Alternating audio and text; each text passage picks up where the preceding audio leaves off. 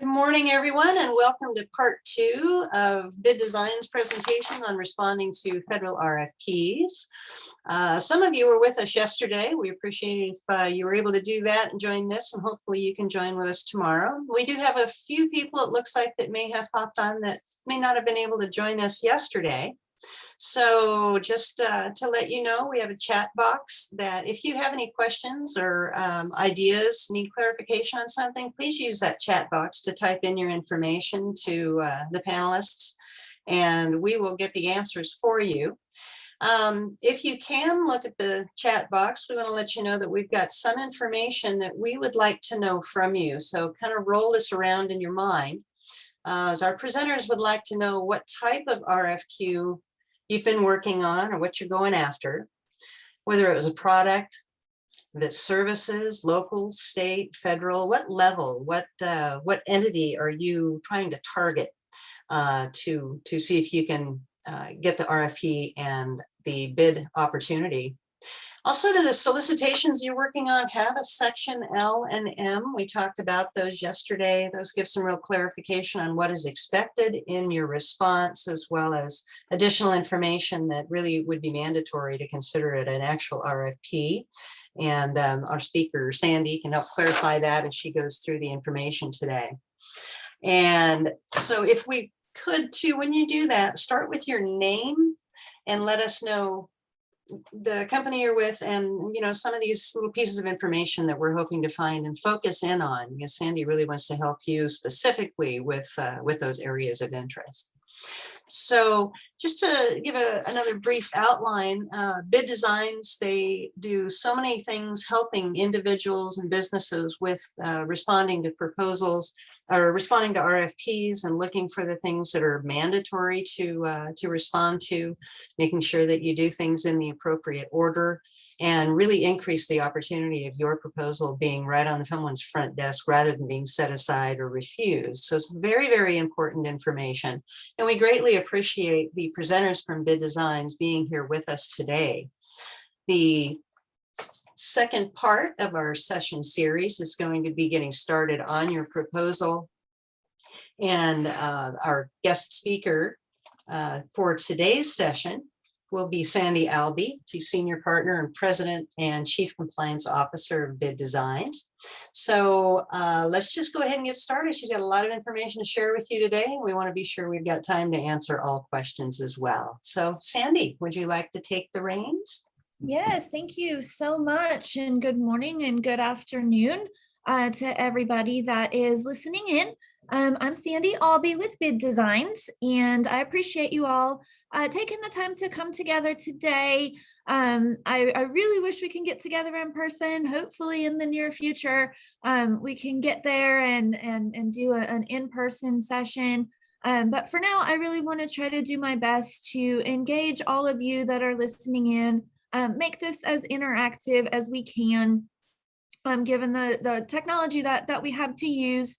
But what I'd really like to know as we get started, we're going to talk about heavily compliance today and how to start your proposal processes or implement proposal processes or improve those processes if you already have them in place, to make sure that you're ensuring a compliant proposal submission every time.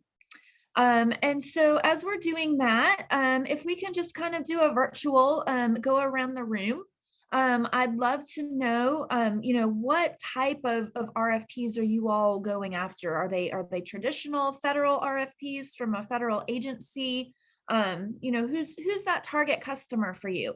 And I also am curious to know, those of you that have worked solicitations in the past, are they solicitations which contain the uniform contract format, sections A through M that include that instructions to offers and that evaluation factors?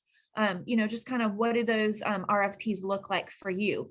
So that way I can make sure that I'm tailoring my comments towards those of you that may not propose those traditional, sections A through M solicitations.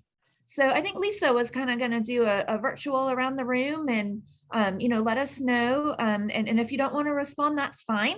But I would love to hear from those of you on the line and what you're going after, who your customers are, and if you've got a familiarity with L&M, or do you know it as something else? All right, we're going to start this off. Thank you, Sandy. I would like to hear from Bobby. Bobby, if you can unmute and let us know a little bit about your background on performing on solicitations and proposal writing. And the mute button is in the bottom left-hand corner. Okay, Bobby. Okay, we're going to go to Katina. We know Katina's here, and we will. Yeah. So Katina, tell us a little bit. So yesterday I was here, and I work with Seattle Commercial Planners, and we do proposals for government, private entities, pretty much everything. And I've been doing it for a couple of years, and I'm here to try to get more understanding. Actually, knowledge is power. I'll just put it that way.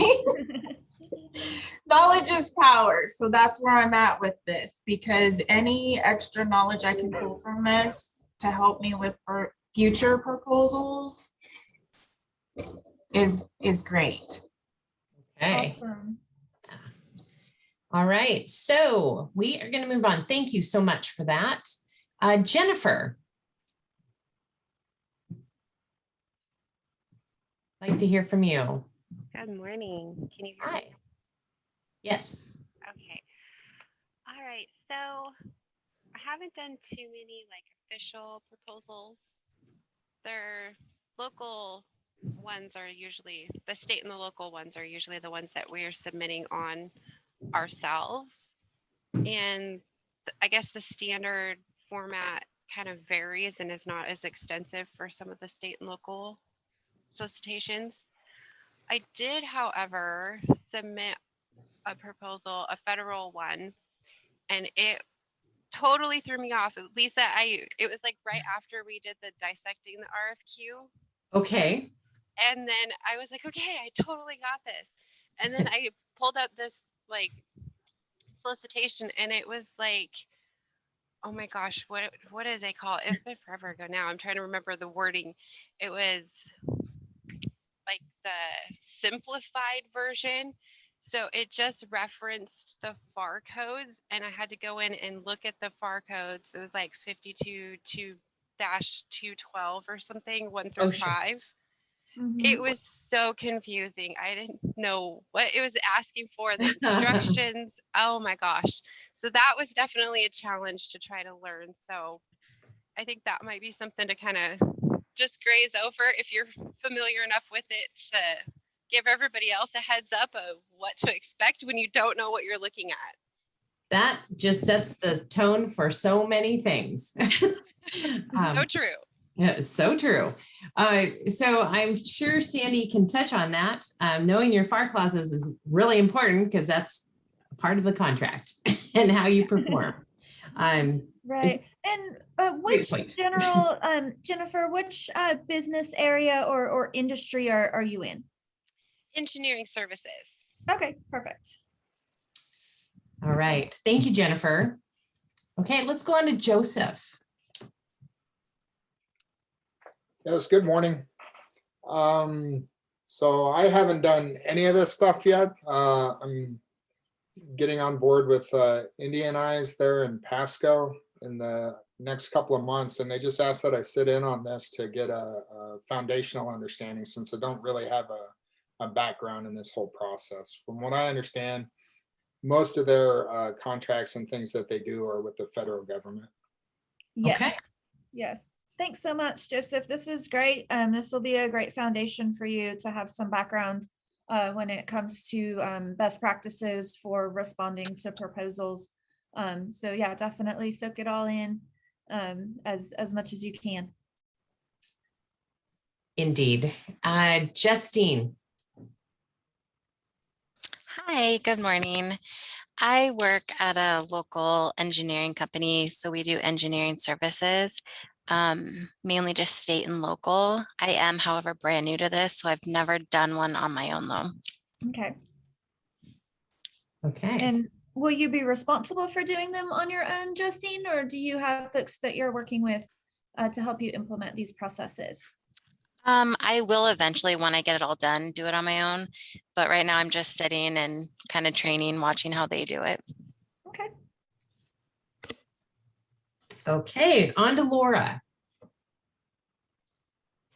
Hey, most of my experience has been with commercial nuclear, and the federal bids that I've worked on have been for subcontracts for nuclear sites like national laboratories.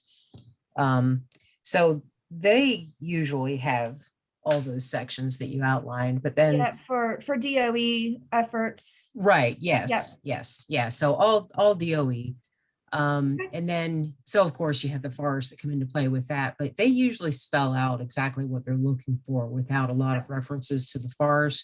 Right. And then we also do DoD prime contracts, and they're really bad about not including everything that they're looking for. Yes. They provide long lists of FARs that you have to dig through and find all the requirements. And then same with Bureau of Reclamation. We just started doing a little bit of work for them as well. And that bid was laid out pretty similar to the DOD bids that we've done. Yep. Thank you.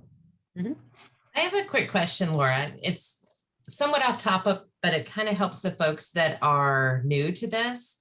If you could give a amount of time it takes from beginning to end for, let's say, being a sub for the DOE, how much time does it take to put a proposal together? Well, I know it depends. Yeah, it really does. It depends on how big a project it is. Sure. We have projects anywhere from 100,000 up to over 20 million. So of course the 20 million effort is a much bigger proposal effort, and that was a team effort too. So that one was pretty involved with pulling all the input from the companies that we were teaming with. So that was probably one of my biggest proposal efforts to date, which was successful. So glad about that. But yeah, that takes some doing when you're teaming with other companies and having to pull all that information together. So, I mean, and some of it too depends on how much time they give you. I know it was a silly question. I'm taking that question back. Okay. Yeah. Sorry. So, and one of the things I'd like to add is, there was a question about having a library of information. Yes. And that was shot down a little bit. And I'd like to say, not necessarily a library. I wouldn't say, you have a proposal that you automatically submit for this, and you have one that you automatically submit for this. But with the time that they give you, you almost have to be able to go back and pull, if it's for a similar project, if you're providing a similar piece of equipment or services, it is very handy to, have that in the back of your head. Right. And have that to pull from instead of reinventing the wheel every single time. Yeah. So, I mean, yes, you still need to go through all of the RFP requirements and make sure that you're checking all the boxes for everything. But as far as, putting the proposal together, it does help when you have that other information that you can pull from. Absolutely. Okay. Yeah, definitely. Well, I think the hesitancy there is just for folks that might be newer to proposals is just making sure that you're not doing a wholesale cut and paste of one proposal to another, but having records, having Right. points Yes, and yes, past because experience available. absolutely, yes, yeah, and you know, you still, of course, need to go through all of those requirements and make sure that you're answering exactly what they're asking for. Okay. Right. I knew that that question was not appropriate almost because it all depends. You're absolutely correct. So, Laura, Yeah. thank you. Thank you. Yeah, and yeah, for it's taking that kind time. of all over the place. And you know, and as far as the commercial nuclear RFPs, they really are all over the place. They you know, they're not laid out like the federal RFPs. You know, sometimes they'll spell out exactly what they're looking for. Sometimes it's very vague. So that's a whole other animal. Right, exactly. All right, we're going to go on to Nina. Thank you, Laura. Hi, good morning. So I am the project manager for Port Madison Construction in Paulsville, Washington. We provide construction management services, and we are also a civil contractor. So we predominantly would like to go for federal work, but we also do state and county and some private projects. So yeah, I just kind of wanted to see, we are in the Northwest, you know, NAPAC Northwest areas where most of our federal work is, but we kind of want to spread our wings and you know, maybe to Oregon or more Eastern Washington and yeah, just kind of see what's out there. Great. Good. And then last person is Ryan.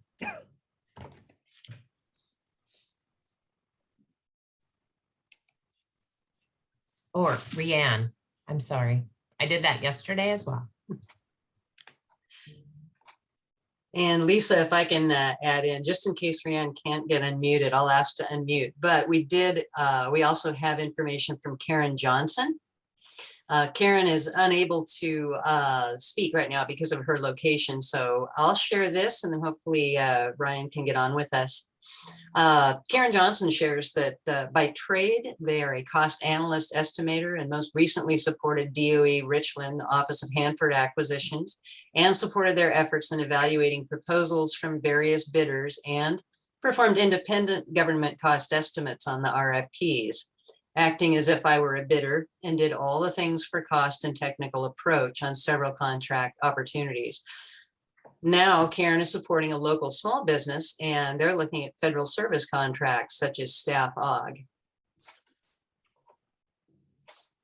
Awesome. Thank you so much, Karen. And thank you for listening in. That's awesome that you had that inner workings experience of evaluating proposals. And it sounds like it was mostly on the cost side, but also for technical as well. So that's a great experience that you bring to your current organization. And so hopefully we can fill in, you know, any gaps or knowledge, you know, to add to your, current experience with regards to proposal review and preparation. So what I'm going to do now is I'm going to go ahead and I'm going to jump into the slides. What we're going to do is we are going to talk through, you know, what do you do when that RFP is released? And then we're going to go through and we're going to talk in a few more specifics with regards to making sure that your proposals are compliant. So feel free to raise your hand if you want to ask a question live. Go ahead and put questions in the chat box. You know, definitely want to make this as interactive as you all would like it to be. And so feel free to stop and ask a question whenever you'd like. So Jody, we are starting on slide 19 or 20. That's just fine. We can start right here. We're going to talk about, you know, what happens when that RFP drops. Does anybody want to contribute the why? in regards to what we're seeing here on the screen. Does anyone know why we don't just find the performance work statement or the statement of work or the technical requirements and just start writing to those?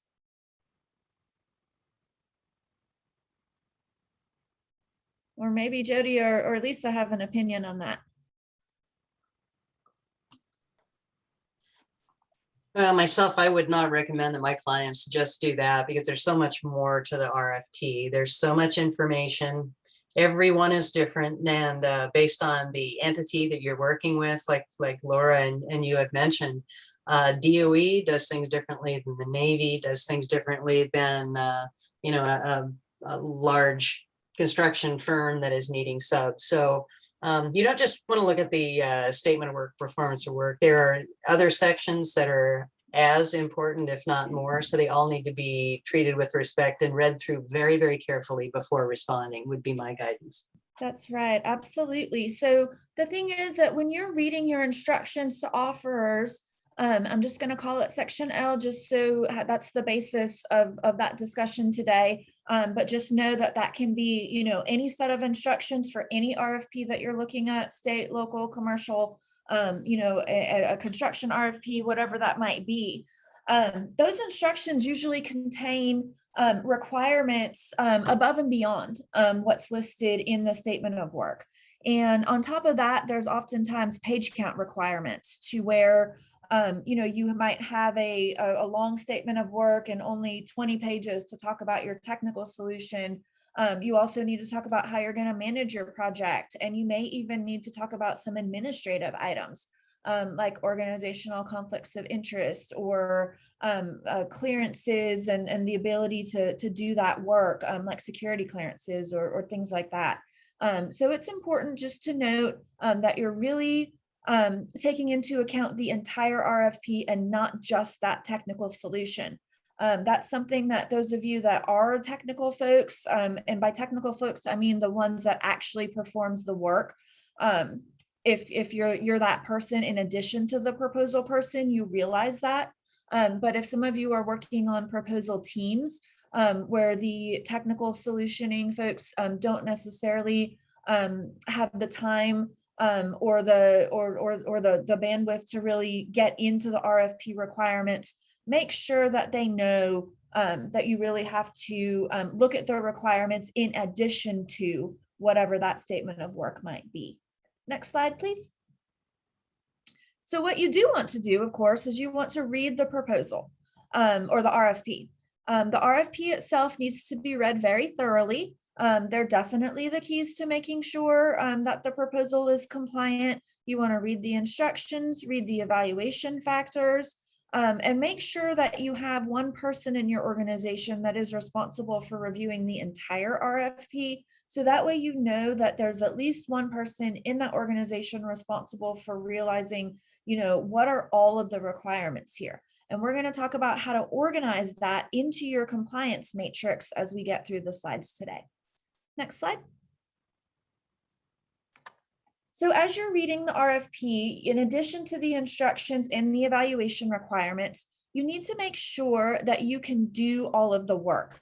This will need to be reviewed as you're making your final bid decision. You want to make sure that you qualify to do the work. Do you have the right security clearances? Do you have the right personnel? Do you have a program manager that's going to meet all of the requirements? In case you have to turn in their resume and show that they have very specific requirements. Make sure that you can do all of the work. It can also help you uncover any gaps that you might have, which will allow you to put together teaming at that point. And so it's very, very important to understand what it is that you're doing so that way you can cover all of the work and that you can make that strong bid decision from the outset. Next slide. Those of you that are responsible for contracts, you also want to make sure that you can cover the contract terms. Do you have to be registered in a certain place? Do you have to register yourself to make sure that you are getting paid properly? Do you make sure that your representations and certifications are up to date? Are there any other requirements that you need to adhere to in order to make sure that you're meeting the deliverables as required by the RFP? So you have to look at these from a lot of different perspectives. Can we do the work? Can we meet the contract terms? Do we have the right people? There's a lot of different perspectives, and that can come in reviewing the RFP from those perspectives, whether you're a one-person company or whether you're a multi-thousand person company. It's always important to make sure that you're looking at the RFPs from this multitude of perspectives. Next section or next slide.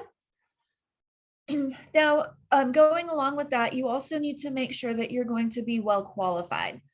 Do you have past performance that you think is going to score high? Can you only provide your past performance if you're a prime contractor, or can you add subcontractor experience to make your past performance stronger? Do you have the right personnel? Those key personnel positions can be very specific sometimes. And you also have the ability, if you're reading these requirements, and if you think they're too specific, like they really want the incumbent, you can oftentimes ask questions and ask the government to consider relaxing some of those requirements. And so as you're reading that, you want to make sure that you can provide all that they ask for. But if you don't like what you see, don't give up right away.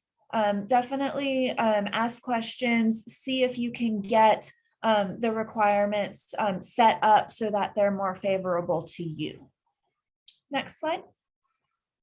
All right, so as you're reading through the document and you are getting an understanding of what all of the requirements are, I want you to take all of those requirements, analyze them, and organize them into your compliance matrix.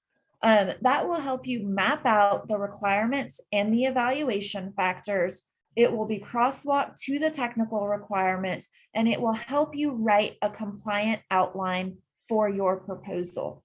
Is there anybody on the line? And let's see, you can just raise your hand, click the raise hand button if you have worked with a compliance matrix in the past. Laura has. Anybody else? All right, well, this is going to be something new for you all. What I want to do is I want to introduce you to a compliance matrix so that you can see what they look like. So Jody, I'm going to ask you to stop your screen, and then I'm going to go ahead and share mine so that you all can see what a compliance matrix looks like. Jody, can you verify that you're able to see the compliance matrix? Correct, we can. All right, awesome. Thank you. So this is a sample compliance matrix. We talked about reading that RFP, divvying it out.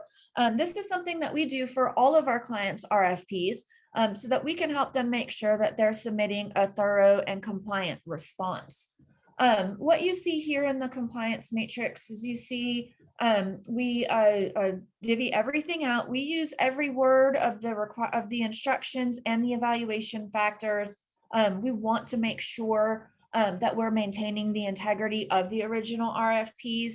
I'm sure some of you use checklists and things like that derived from the RFP. We like to maintain that original integrity so that we can use this document as if it were the RFP itself. So what you see here is we divvy up, how many volumes are there? What's the page count? Is it printed? Is it electronic? When is it due? Who's our point of contact? Will there be any amendments issued, or have there been any amendments issued? All of that is laid out from the RFP document itself. We then list document specifications so that you can make sure that not only is your content compliant, but that the desktop publishing of the document is compliant. Compliance is a big word.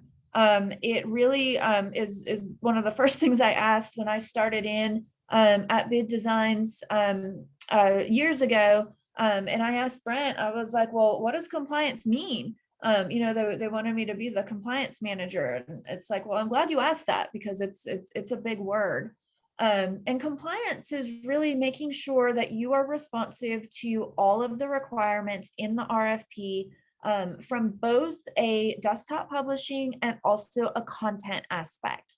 And it is making sure that you're looking at things from a contracting office's perspective to make sure that you are providing all of the information required to make sure that your proposal gets a fair evaluation. So in this matrix here, you see document specification information, lists of attachments, things like that. Whenever there's a amendment released, we include those in our matrix. You may wish to do that in your matrix. And then you start to get to the heart of the compliance matrix. And what you see is you see requirements that are listed here, and then evaluation factors. And then you also see information with regards to any attachments that are listed in the RFP. So this whole blue section that you see up top, that can be taken directly from your RFP, really cut and pasted into the documents. The proposal outline is where you're going to do an analysis of what the requirements are, and that will allow you to write your outline template. And then from there, you can do compliance reviews. And so remember, you're looking at it strictly from a contracting office's perspective. You also want to have on your review team folks that are looking at it from the technical solutioning perspective as well. So this first volume is the technical acceptability volume. So you'll see as we scroll down, the factor 1 is technical. You start to see how this starts to make sense, because you'll see this is requirement for aircraft maintenance contract. You'll see it requires you detailed procedures to do different things, ensure sufficient mission capable primary and spare aircraft are available to meet daily, weekly, and monthly flying schedules. Then when you look at section M, you see how that's going to be evaluated, that you have adequate processes to ensure that the aircraft are available, that you're meeting those schedules, and that you're listing that information. It's also discussed in the performance work statement under section 3.1.3, so you'll need to reference that as well. And then from there, we can analyze those requirements and write a section header that makes sense. So it's really nice to be able to see that information side by side, to know that you're developing your outline template and you're going forth with what really needs to be discussed in your proposal response. So a lot of folks talk about, I want to know how to be a better proposal writer.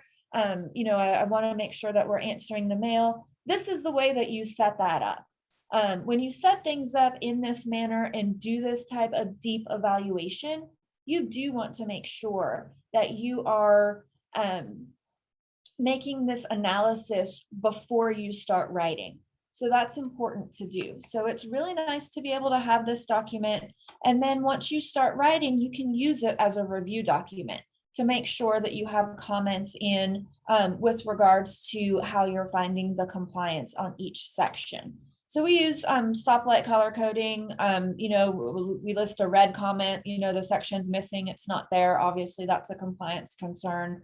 Then when you get to write to that section and you discuss the things that are listed in L&M, we mark it that we found it. Doesn't mean that we think your solution is great, because we're not aircraft experts, but we are experts when it comes to RFPs themselves and analyzing those from a contracting office's perspective. And then yellow comments you can put in and say, hey, I think it's compliant, but I think you can be stronger, by divvying this up into greater detail or breaking it down, and so that it's easier for an evaluator to understand. We want to make sure that all of that is listed. So this is just an example of a compliance matrix. We do recommend that you do break down every RFP, create some sort of compliance matrix document that you can refer to, and that you can keep it updated as compliance documents or as amendments and things like that are listed. Now, before I go back to the presentation, I also want to show you an outline template before I send it back over to Jody. Let me just make this bigger here so that you can see the whole page. You are seeing an outline template that says technical on it, correct? That's correct. Okay, good. So what you see here is you have a proposal outline. This is from a different RFP. But it's great when you can set these up in advance of writing your proposal response. So analyze that, write your outline, and then you can create an outline template that will be compliant with the requirements of the RFP. This is where you start to get in danger when you cut and paste things from old proposals, or you use old templates. This particular one requires that you have an agreement on the cover page with the terms and conditions of the solicitation. It also requires a signature. Not all RFPs have that requirement, but by going through the requirements and listing them in our compliance matrix, we need to build this into our outline template.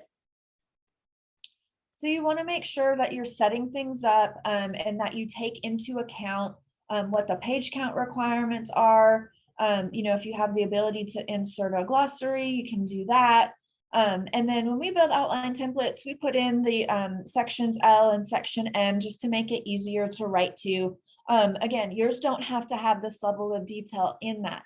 What's important to note is that you are creating that compliance matrix, which helps you develop the outline, which helps you develop the outline template. And then from there, you use the matrix as a review document. So that's just something that's important to note and to take a look at. And so, you want to get into the process of building these documents before you jump into writing your solution. Here we are. So as you're building your compliance matrix and your outline templates, you also want to set a realistic schedule. A lot of you are doing a lot of different things within your jobs beyond working on a particular proposal.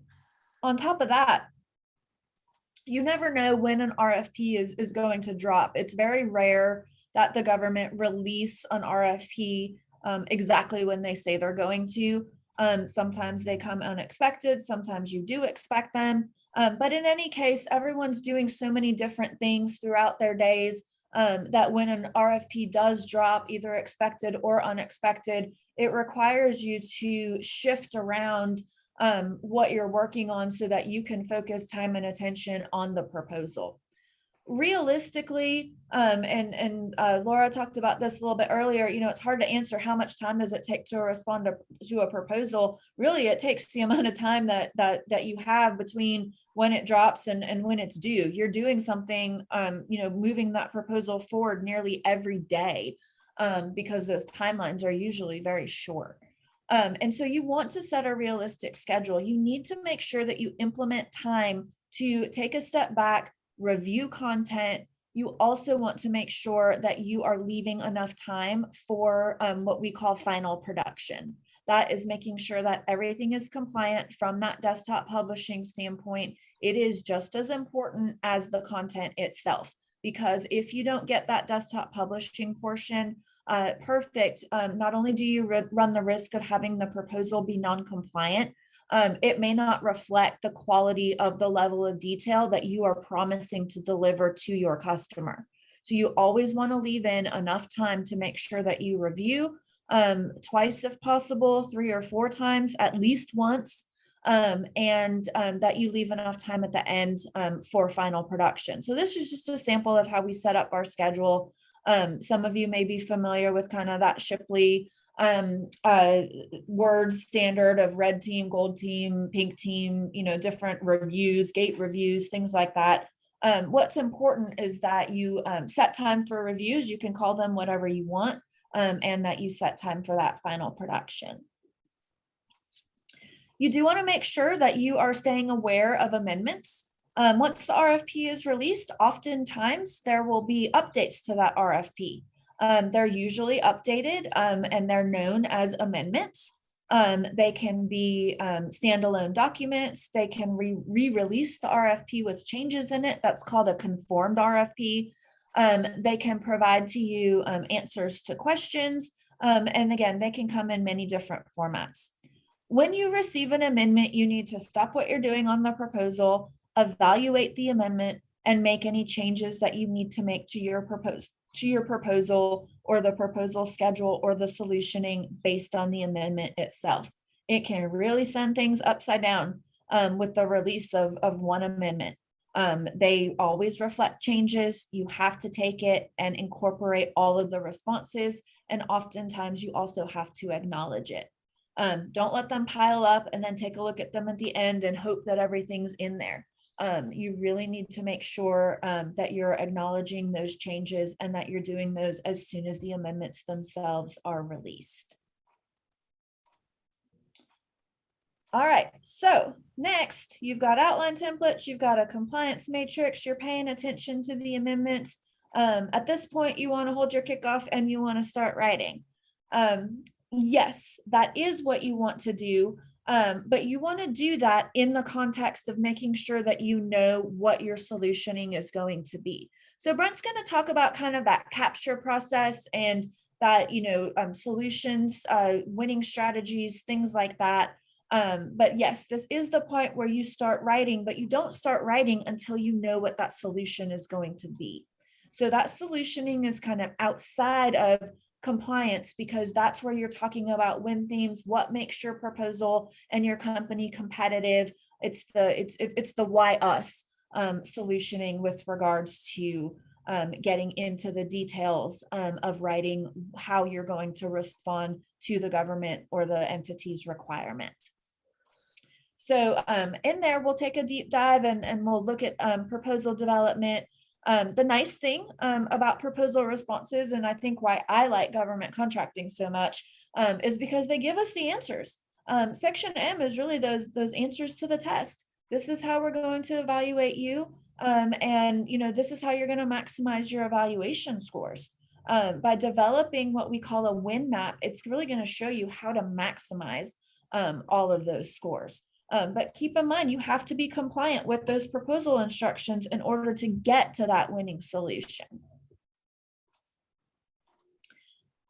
So we're going to switch gears here. We're going to talk a little bit about different proposal trends for those of you that have been involved in government proposals. But for now, I'll pause for a minute and just ask if anyone has any questions or anything that they want to discuss with regards to the process, reading RFPs, building their compliance matrix and things like that. And we're going to go through the compliance matrix in a little bit more detail here in just a few minutes.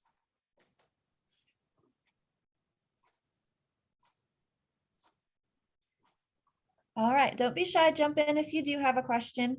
So now we'll go ahead and we'll move on to just a couple of slides. We're going to talk about proposal trends, things that you want to avoid.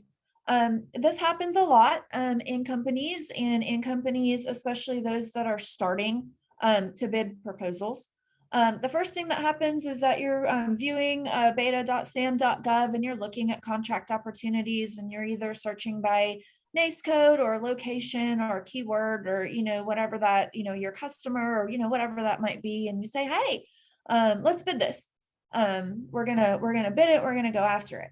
But then as you get into the details, you realize that you're not really well qualified for that. Either you don't have the technical expertise, or you'd have to build a team, and you don't have a great relationship with others that help with that solutioning. That happens because you don't have the right people reviewing the requirements, and they're not reviewing the requirements at the right time. By establishing reviews before you make that bid decision, that will really help you save a lot of time in the long run. The other things really have to do with once you decide to bid. A lot of you talk about, well, this RFP is out, but I really don't have a whole lot of time, or I'm not great at writing, but I know that technical solution, let's find somebody to write, or let's go ahead and talk through the technical solution and write, a response to every shall statement in the performance work statement. Or let's go ahead and make sure that they understand what we're offering. The government wants to know that their needs are being heard and that their needs are being addressed. They also want you to differentiate yourself from the competition. On top of that, you have the technical solution that you need because that is why your business is in the specific industry and business area that it's in. And all of that can be mitigated by creating yourself a win map. Brent's going to talk in more details again about solutioning and captures and building that win map. It's really taking the compliance matrix, breaking it down into those section M evaluation factors and updating that to really get you at that solutioning so that you can maximize those evaluation scores. A few other things, things that you talk about, of course, we talked about, don't ignore sections L and M. You don't want to recycle proposals wholesale, and you really don't want to be thrown out for anything. You want to make sure that you are compliant to all of the requirements. So that compliance matrix is really going to keep you from getting to a bad spot or putting you in a bad spot. And so by having the compliance matrix, developing a win map, all of that is going to help you. I say the proposal will almost write itself once you do all those things. And it's really true. If you can divvy up all of that information, pull it all together, you'll really be able to take that information and be very successful with your proposal. So anyone want to take a stab at these? Can you be thrown out as non-compliant for having more pages than allowed?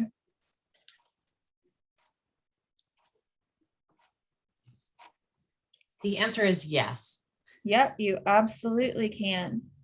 Now, we didn't talk about this a little bit. We talked about it a little bit yesterday, late in the session.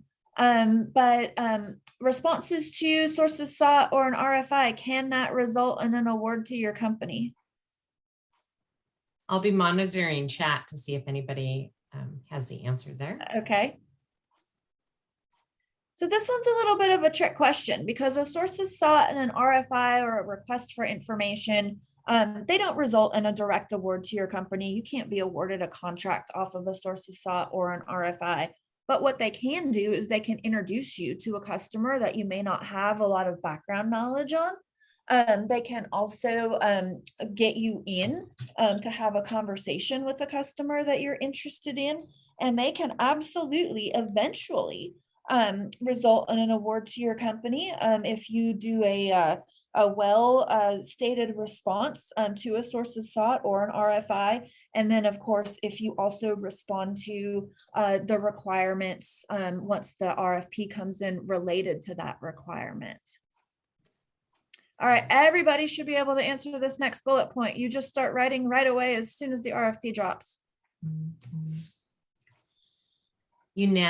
Unanimously false. Absolutely, absolutely. You really have to do that analysis first, and that's the same for those two bullets. The other terms and conditions don't matter. That one is false as well. We do need to make sure that we're adhering to, when you sign your name on that contracts proposal RFP document, you are stating that you can and will perform all of the elements that are covered in that solicitation. All right, let's talk about proposal compliance. And this is a little bit of catch up and reminder from yesterday. You do know this is the uniform contract format. Not all solicitations are built this way, and especially those of you that are the DOE contractors and that are subs to the major primes, they're not always going to look like this, and they don't always look like this for construction contracting either. But you will find proposal preparation instructions, evaluation criteria, what the work is that needs to be done, and then administrative information with regards to how the contract will be set up, what type of contract it is, how you'll be paid, where the deliveries go, who they go to, all of that information. Now, we talked about this yesterday too, with regards to compliance versus evaluation. You want to make sure that you're compliant, and you also want to make sure that you're responsive. It is entirely possible to have a compliant proposal that is seen to be non-responsive. So that's really important, again, that you have a review team. It should be ideally more than just one individual who is reviewing the proposal. Someone needs to review for compliance, both for content and publishing. Somebody else needs to review for technical responsiveness. So PWS or technical compliance, these really need to be addressed per the evaluation instructions. You don't always turn every "you shall do this, you shall do that" into a "we will do this, we will do that." You want to make sure that you are responding to the requirements per the RFP instructions. Because by responding to the solicitation, you again are certifying that you can complete all of the work that is listed. Does anyone have any ideas about what happens when there's a 100-page or really lengthy technical performance work statement, but you only have 10 pages in your RFP to talk about your technical solution? Anybody want to give a shot at that? You can unmute.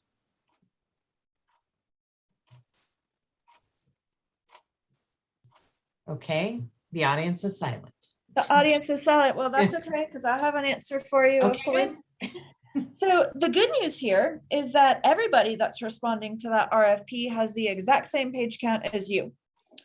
A lot of times the government does this because they know that you can respond to the requirements as listed in the RFP. However, they want to know what differentiates you from the competition. And they also want to know what your understanding of the requirement is. They want to know that you understand the portions that are most important to the government technical evaluation team. So what you really need to do is you need to determine what is the most critical elements of that PWS, and let's make sure that we cover those. That's really, really important to do. And you can determine what those critical elements are, one, by asking the government when the RFP comes out to clarify. You can always do that. You can always ask the government to increase the page count. Sometimes it works, sometimes it doesn't. And then, you can also go ahead and you can, again, write to the critical sections that you determine to be most critical depending on that evaluation. We do have a story about a proposal being thrown out for being technically unacceptable. They wrote to every line of the PWS in detail, but the Section M evaluation criteria was about program management. They were more interested in how the overall program was going to be managed than they were about the work itself. And so they didn't dedicate very much page space to that because they didn't fully understand or ingest Section M. And so they went ahead and they wrote to the technical requirements, and that's not what the government was looking for. And so they said that they were technically unacceptable, even though they could have done the work. So again, it just goes back to reading and understanding what those requirements are. Other items to cover, sometimes an RFP will say, can perform or, must write to all aspects of the PWS. Sometimes when that happens, you do want to cover those things. One, I would ask the government to clarify, did you really mean everything? Do we have to talk about badging and security and gate access entry and closures of government facilities and all the other admin things that you see in a PWS? And if they say yes, a lot of times you can cover that very straightforwardly in a table format. You're really not going to have an approach to any of those administrative things that's going to set you apart from the competition. It's really just best to acknowledge those. All right, so we talked a little bit about questions. Questions should always be utilized as the primary means of communication once the RFP dropped. For those of you who may not have had a ton of experience in RFP responses, you kind of go into a silent period with the government once the RFP is released, and you'll no longer be able to talk directly to the contracting office. Certainly you won't be able to talk to the direct technical customer. That's just to make the procurement process as fair and as transparent as possible to all offerers. So really the only way that you can communicate, you can always call, but a lot of times it's most effective to communicate after an RFP has dropped by asking questions. You want to be clear about those questions. You want to turn them in a very timely manner. And that's another reason why it's important to scrub that RFP before you start writing. That compliance matrix will help you understand and identify any inconsistencies or anything like that. You want to make sure that they're fixing any errors, that they're clarifying things, and things like that. You want to write your questions in a manner so that you get the answer that you're looking for.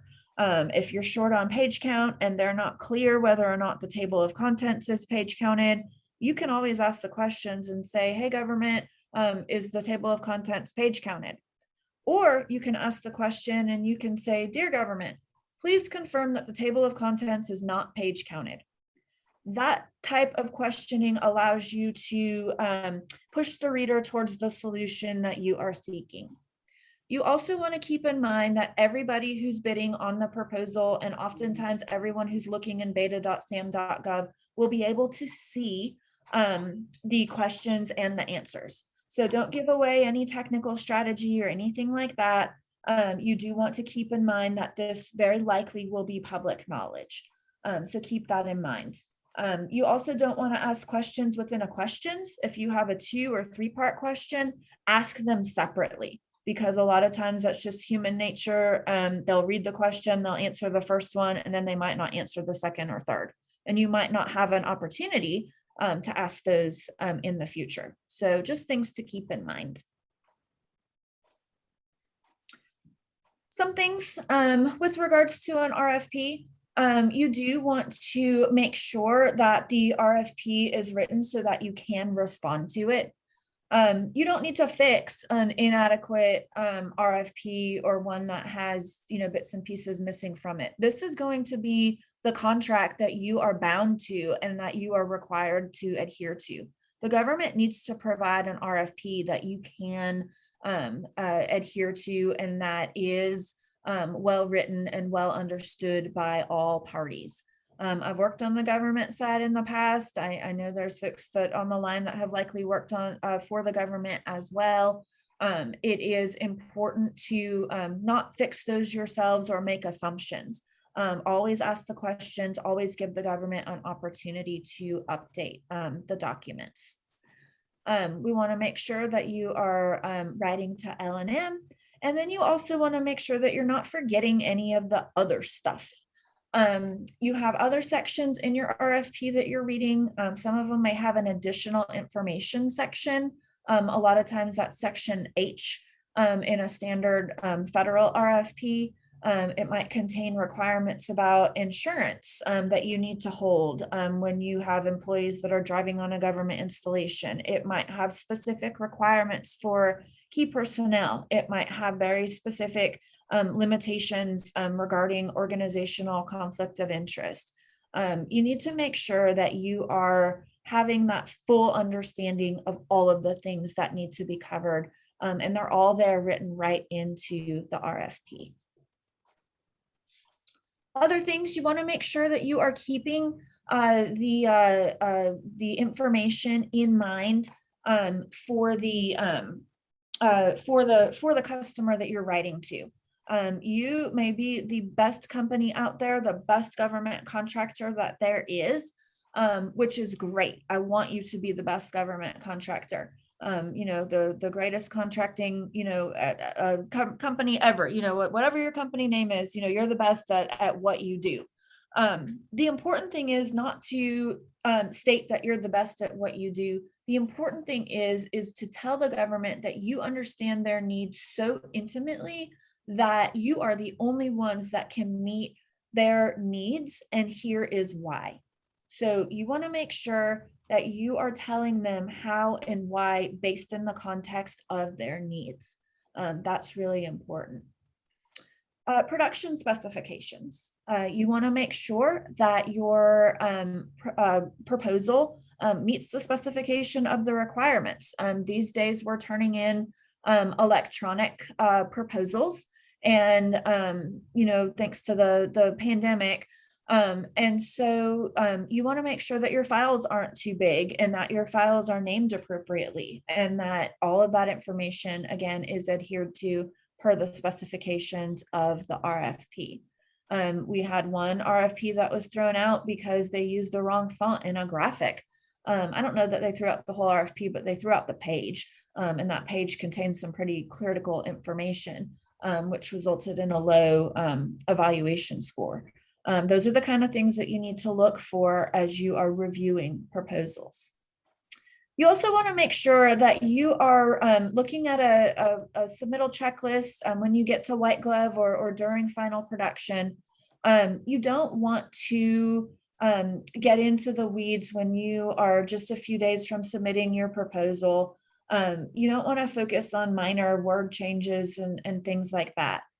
You want to make sure that the people that are responsible for signing off on the final solutioning and turning in the proposal, all of that information needs to be provided, and the people that need to be involved in that really need to understand and to be supportive of where the proposal is while it's being reviewed, not right before it's going to get turned in.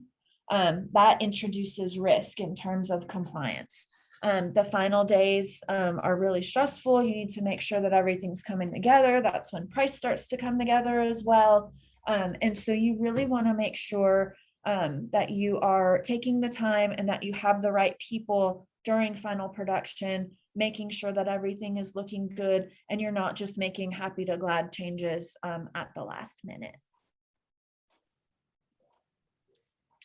You can lose on compliance. We talked about this. I don't think this link is working, so I'm not going to click on it right now, but this is a story that Brent talked about yesterday. That was a table of contents that was not adequately detailed enough. And so the government found the proposal to be non-compliant, threw it out, and awarded the work to another company that was even higher priced than the company that did not turn in the proper table of contents. So that's just to show it happens all the time. If you're curious, go to the GAO website. You can read protests and decisions and things like that. You see stuff all the time having to do with non-compliant proposals and issues and how they're handled both by contractors and by contracting offices. So let's do a review here. We're going to talk about the compliance model. Once that final RFP is released or even during draft phase, you want to make sure that you are using those documents. That is the basis for compliance of a proposal.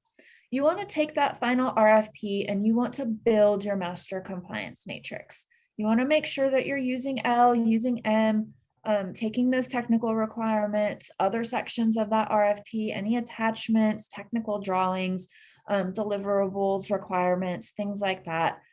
You want to build that master compliance matrix, and that will allow you to write your outline for all volumes of the proposal, a contract volume, a price volume narrative, whatever's required.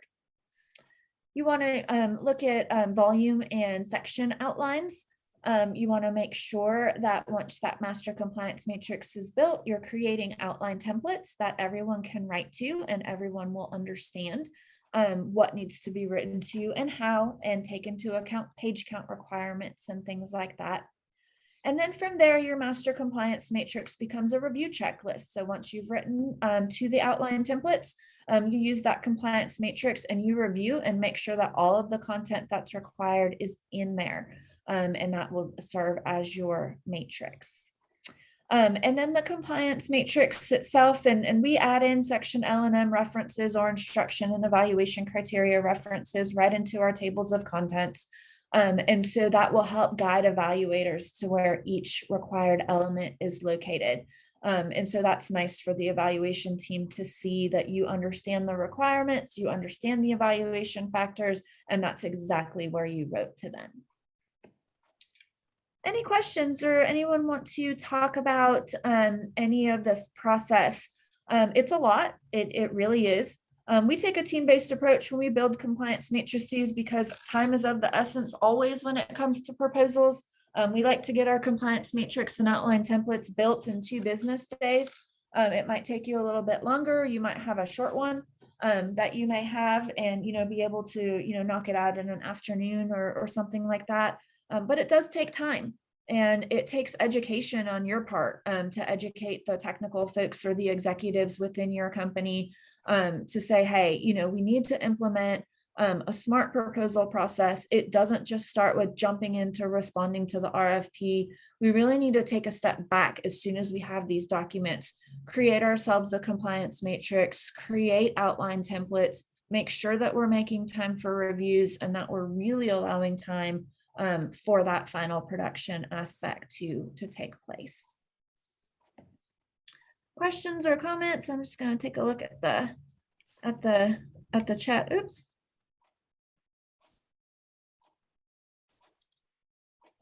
Let's see. I'm just reading through and hear what these comments are. Oh yeah, thanks, Laura. You were talking about RFPs that were invitation only. That's right. Sometimes you have to respond to a sources sought or a requirement. We're actually working on one right now for the Federal Aviation Administration, where you had to answer the RFI in order to qualify to bid. So all of that is important. Any questions or comments? I don't see any others. Okay. Any raising of hands do we see? Yeah. Okay. Let's go back through and let's look at a few different other examples that I have pulled up so that you all can see what some of these documents look like. Give me just a second. And I want to go into some other volumes that we have got as well. Give me just a second. I'm just going to plug in and make sure that I'm showing at the right place.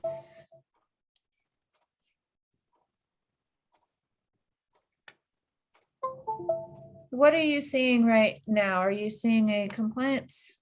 I do see your compliance matrix. Okay, perfect. Good. Looks good. Oh, no, I am showing, okay, you're seeing the compliance matrix. I am showing the information here. Let's see. Sorry, I'm still showing the presentation. I want to make sure I'm in the right spot. Okay. So we've got, a few minutes left here, about 15 minutes left or so. So I thought that I would go back in to the compliance matrix so that you all could see it in a little bit more detail. So as I had mentioned, we put in the information here with regards to what's required, where it comes from in the solicitation, what the section names are, what the page count requirements are, how they are to be submitted, all of that information. But what I really want to do is go into the section where we have listed here, the technical acceptability and the technical volume. You'll see again that we take into account all of the requirements, the factors, the sub-factors, write it into the outline template. And then you see we do the same thing for other volumes as well. So we haven't really talked about past performance or cost volumes or contract volumes or anything like that. They are set up in the same way, they're outlined in the same way. Some of them are not evaluated at all, like a contract volume. It's not necessarily evaluated, but the information has to be included with the proposal. But a lot of times volume like past performance will also be evaluated. And you want to make sure that you're giving all of the information that the government is looking for. So when you divvy up all of this information, the contract information, subcontractor information, things like that, you do need to make sure that you're providing all of that to the government as it's listed in the RFP in the order that it's listed in the RFP.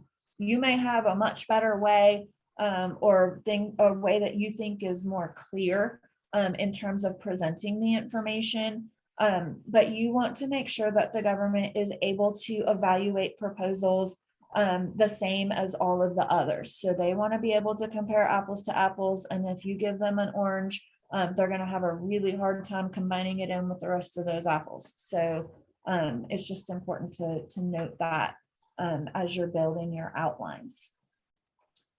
Next section here with regards to cost and price, you want to have the information that's listed up And again, if you don't have, an outline that's provided to you in the RFP, like we see here in this example, you've just got to go through and read all of the different requirements and provide that to them so that they have the information that they need.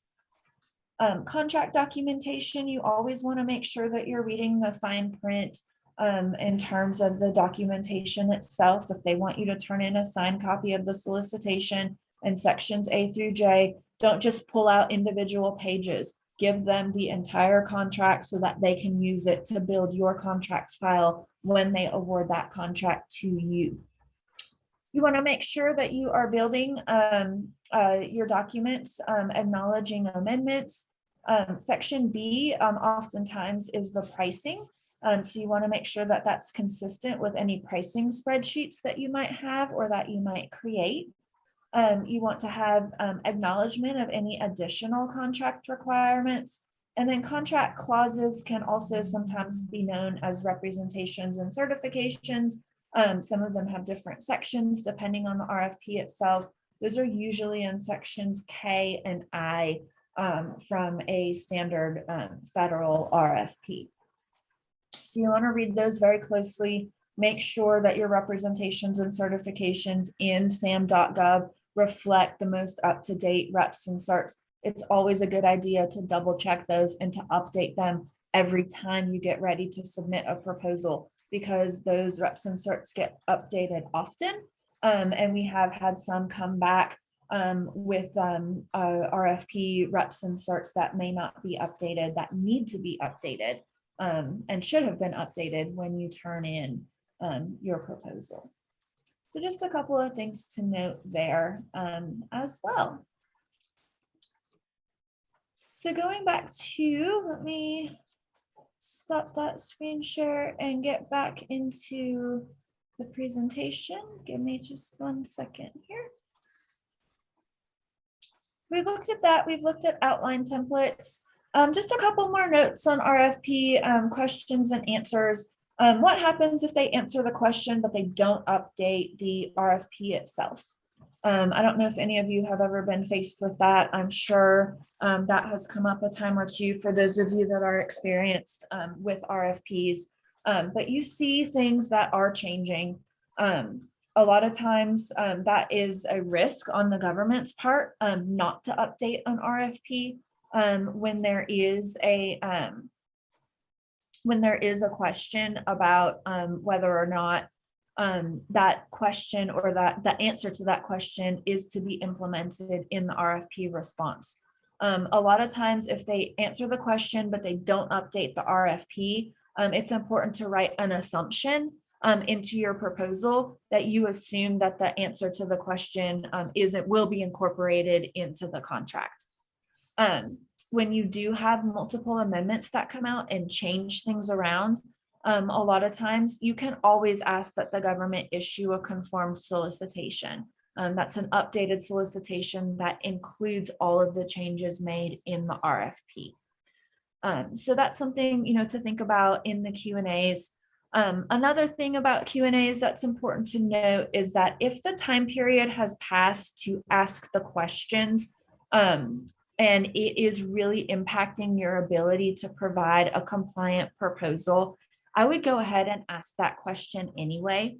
You may or may not receive a favorable response or a response at all. But what it will do is it will allow you to have documentation that you asked the question and that you had to assume an answer because you did not receive a response from the government.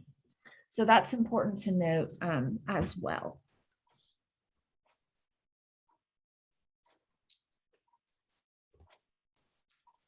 Notes about production compliance. That compliance matrix does a really good job of covering all of the documents with regards to the content compliance, and it also has notes in there with regards to production compliance. At Bid Designs, we love to have checklists for our checklists, so we do. We have production checklists that allows us to check things from everything from text size to table labeling to including acronym guides, line spacing, labeling non-counted pages, all those sorts of things. This stuff takes a lot of time. And a lot of times you have executive team members that don't realize exactly how much time that it takes. And you really need to make it clear from the outset that you have to allow time for this type of review, because it is just as important as the content of the proposal. And so that content needs to be settled a lot of times before you can make sure that all of these final production aspects are complete.